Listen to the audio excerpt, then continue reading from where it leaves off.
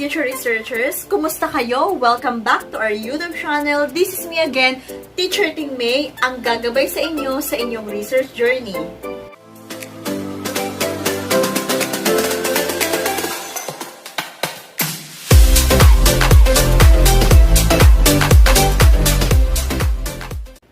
At para sa mga bago pa lang sa channel na ito, don't forget to subscribe, like, and hit the notification bell para ma-notify kayo sa ating mga new lesson vlogs about research.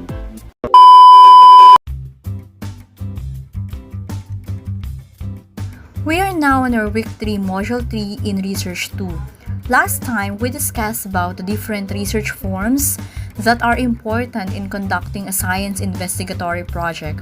In this video, you should be able to recognize international standard and rules in the conduct of research. This module has 4 parts: rules for human participants, rules for vertebrate animals, rules for potentially hazardous biological agents, and rules for hazardous chemicals, activities, and devices. But for this lesson vlog, we will discuss about the first lesson on rules for human participants.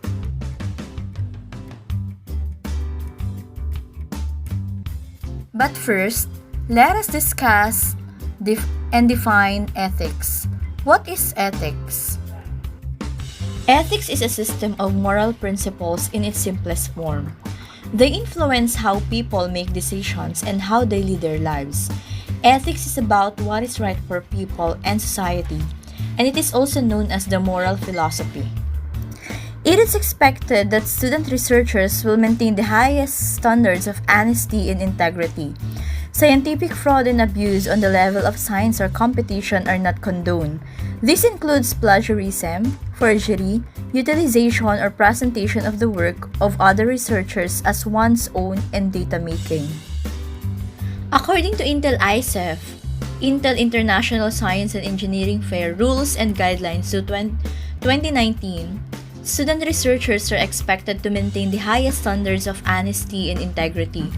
Scientific fraud and misconduct are not condoned at any level of research or competition. This includes plagiarism, forgery, use of presentation of others' researchers' work as one's own, and fabrication of data. Fraudulent projects will fail to qualify for competition in affiliated fairs and the Intel ISEF.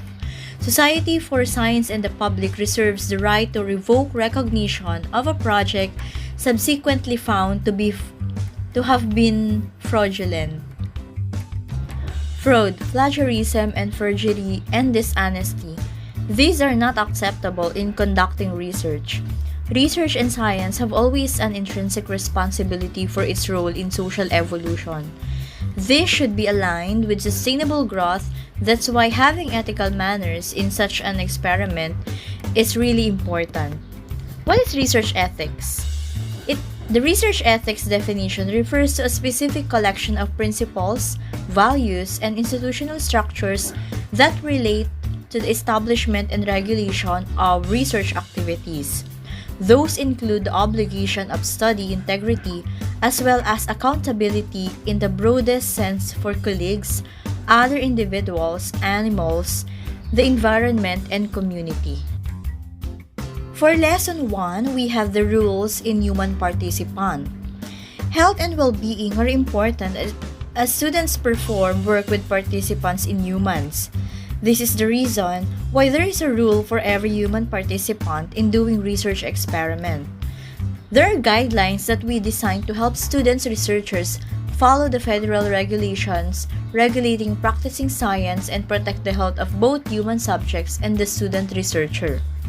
In the Intel ISEF rules and guidelines about human participants, examples of projects that are considered human participant research are included.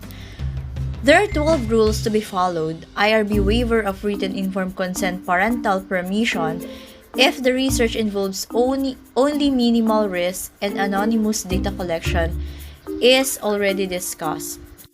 What are the examples of projects that are considered as human participant research? So for example, participants in physical activities. Example, physical exertion, ingestion of any substance, any medical procedure.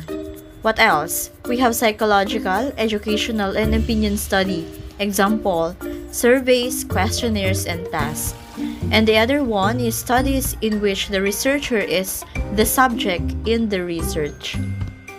It also includes testing of student design invention, prototype of or computer application by human participants other than student researcher.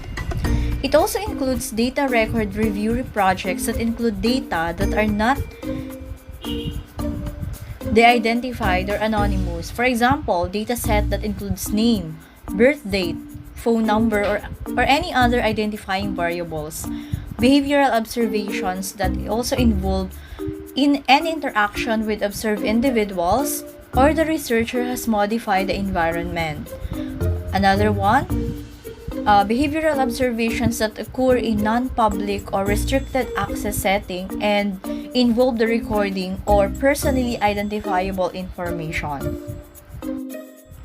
There are 12 rules in conducting a human participant research. Number 1, student researchers must complete all elements of the human participants portion of research plan or project summary instructions and evaluate and minimize the physical, psychological, and primary risk to human participants.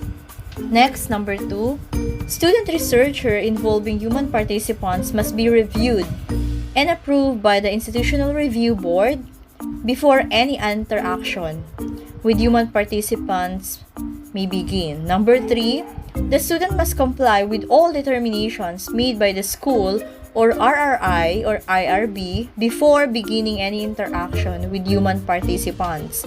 For examples, recruitment or any data collection. If the IRB requires a qualified scientist or what we call the QS, always remember that Form 2 is needed and it must be completed by the QS before any interaction with human participants. The school IRB will review this completed form before approving the project. So, this Form 2 will always be conducted and completed before conducting the research.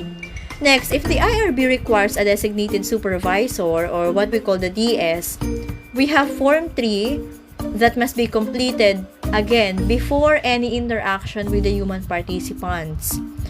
The school IRB will review this completed form before approving the project.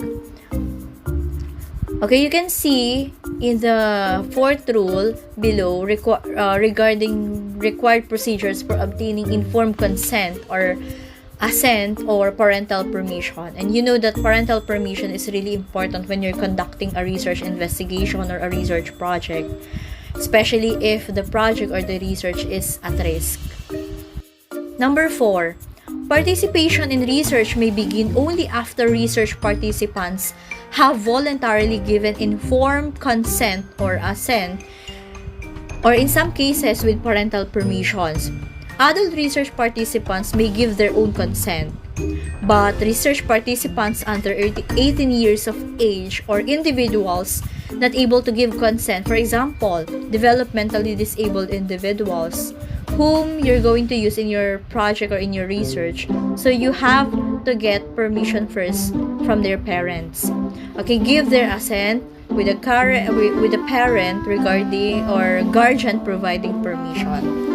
Next, number 5. The research study must be in compliance with all privacy laws. For example, the U.S. Family Educational Rights and Privacy Act, or what we call the FERPA, and the U.S. HIPAA, or the U.S. Health Insurance Portability and Accountability Act, especially when they apply to the project. Example, project that involves medical information. So this is really important that you have to comply with all the privacy laws. Number 6, students are prohibited from administering medication and or performing medical procedures on participant. A student may observe and collect data for analysis of medical procedures and medication administration only under the direct supervision of a medical professional. This medical professional must be named in the research protocol approved also by the IRB. The IRB must also confirm that the student is not violating the medical practice act of the state or country in which he or she is conducting the research. So you are not allowed, students are not allowed to administer any medical or performing medical procedures on human participants because you are not licensed to do so. So you have to get you have to get a licensed professional to do this procedure. Number 7, student researchers may not publish or display information in a report that identifies the human participants directly or through identifiers linked to the participants, including photographs, without the written consent of the participants. So this is under the Public Health Service Act 42 USC 241D. Number 8, all published instruments are not in the public domain must be administered, scored, and interpreted by a qualified scientist as required by the instrument publisher. Any and all use of distribution of the test must be in accordance with the publisher's requirements, including procurement of legal copies of instrument. Number 9, studies that involve the collection of data via use of the internet, so for example, email, web-based surveys, they are not allowed. But researchers should be aware that they can pose challenges in, for example, collecting anonymous data, obtaining informed consent, and ensuring that participants are of the appropriate age to give informed consent. Number 10, after the initial IRB approval, the student with any proposed changes in the research plan must repeat the approval process and regain approval before resuming interaction. So, recruitment, data collection with human participants. Number 11, after experimentation and before competition, the affiliated FAIR SRC will review for compliance with all the rules. Okay, they will check if you really have followed the rules that the Intel ISEF have given to you. Because without this, your research project or your research investigation can be disqualified. And last, number 12, the following forms are required for studies involving human participants. So just like what I have told you before, there are different types of research forms that you have to prepare before you conduct and before you proceed with the competition. So what are those research forms? Number 1, checklist for adult sponsor. Okay, next, research form 1A, which is the student checklist. You also have to prepare the form 1B or the research plan, project summary, and approval form. And of course, since we are conducting with human participants, you have to prepare also your research form 4, which is the human participants form, or the IRB approval from the RRI, and all the applicable consents and surveys. And also the research form 1C, which is the regulated research institution form, but this form 1C will only be prepared only when it is applicable. And you also have to prepare the qualified scientist form or the form 2, and also form 3, which is the risk assessment. So written here are all the risk assessment that can be encountered during your science investigation. Next, let us talk about the IRB waiver of written informed consent and parental permission. Since we are dealing with human participant research, so this is really important that you need to know. Number 1, research involving normal educational practices. Next, research on individual or group behavior or characteristics of individuals where the researcher does not manipulate the participant's behavior and the study does not involve more than minimal risk. Number 3, surveys, questionnaires, or activities that are determined by the IRB to involve perception, cognition, or game theory, etc., that do not involve gathering personal information invasion of privacy, or potential or emotional distress. And number 4, studies involving physical activity where the IRB determines that no more than minimal risk exists and where the probability and magnitude of harm or discomfort anticipated in the research are not greater than those ordinarily encountered in daily life or during performance of routine and physical activities. Now, let's talk about the human participant or the risk assessment. We know that all human participant projects are considered to have some level of risk. No more than minimal risk exists when the probability and magnitude of harm or discomfort anticipated in the research are not greater than those ordinarily encountered in everyday life or during performance of routine, physical, or psychological examinations or tests. More than minimal risk exists when the possibility of physical or psychological harm or harm related to breach of confidentiality or invasion of privacy is greater than what is typically encountered in everyday life. Most of these studies require documented informed consent or minor assent with the permission of parent or guardian. So let's talk about the 4 risk assessment in human participants. Okay, let's talk about first examples of greater than minimal physical risk.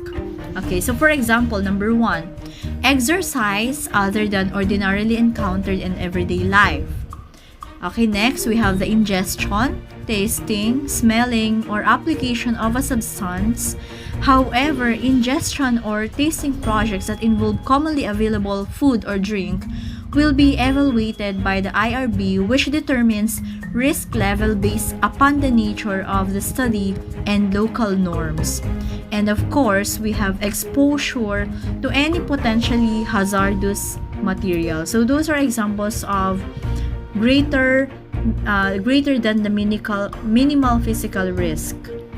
Next, number 2. Examples of greater than minimal psychological risk. Okay, psychological risk, for example, a research activity. You're conducting a survey, questionnaire, viewing of stimuli, or experimental condition that could potentially result in emotional stress. So, kailangan mabantayan yon.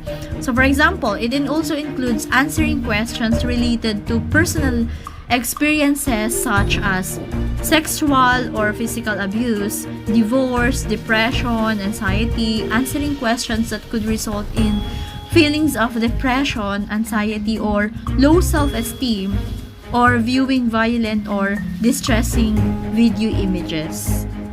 Next, number 3, we have the privacy concerns. Student, researcher, and IRB must consider whether an activity could potentially result in negative consequences for participant due invasion of privacy or breach confidentiality. So, we must protect confidential information about them, and this protection confidential requires measures to ensure that identifiable research data are disclosed to the public or unauthorized individuals. Always remember that risk level can be reduced by protecting confidentiality and collecting data that's strictly anonymous.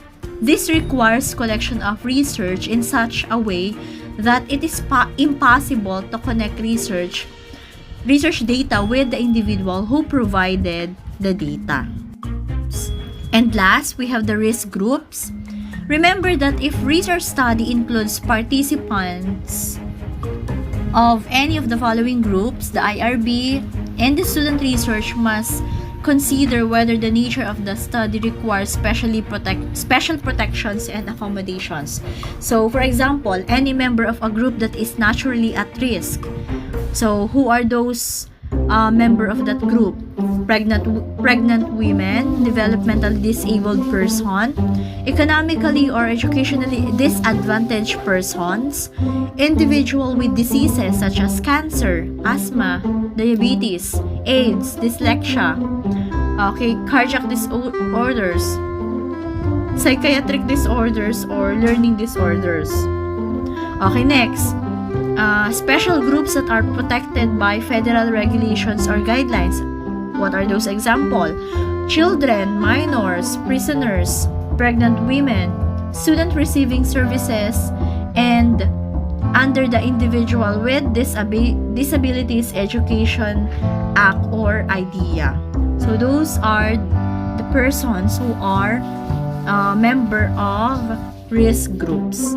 So again, human participants, so kailangan natin i-monitor yung examples of greater than minimal physical risk, greater than minimal psychological risk, privacy concerns, and of course, the risk groups.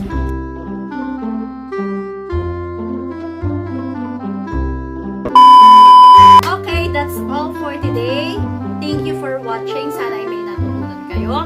For our next lesson vlog, we're going to have our we're going to discuss about the rules for vertebrate animals. See you on my next vlog. Bye!